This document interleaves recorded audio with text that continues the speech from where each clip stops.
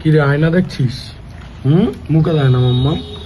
আয়না দেখো, আয়না দেখো, আয়না দেখো, দেখো দেখো। হ্যাঁ ওইলে বাবা লে, ওদিকে খাবার গুলছিস আর এই দেখ আয়না দেখছি। আয়না দেখো, দেখো মাম্মা, দেখো এই ধারটা, এই ধারটা দেখো দেখো। আমার আয়না দেখো। কমেন্টে জিজ্ঞেস করেছে ও কি খায়, সলিড খাবার শুরু হয়েছে, ও কি খায়।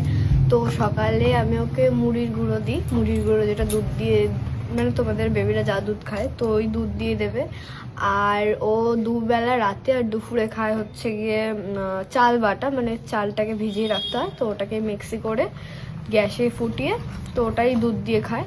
আর বিকেলবেলা একটা বেলা সুজিটা দিই, আর সুজিটা আমি চেষ্টা করি 7:30 দিয়ে 8টার মধ্যে দেওয়ার। কেন, ওরা তো বাচ্চা, ওদের গ্যাসের প্রবলেমটা এখন বেশি, তো তোমরা চাইলে দিতে পারো। বাবারে কি জানিস রে। এনে দেখো দেখো দেখো দেখো মাম্মা, আয়না দেখো তো, আয়না দেখো, আয়না দেখ আর গা তুলবে।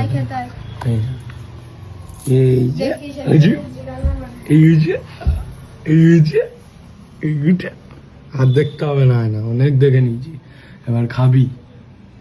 খাবারটা দেখলেই কি শুনছিস? হ্যাঁ মাম্মা আসছে, যা আবার টাটা।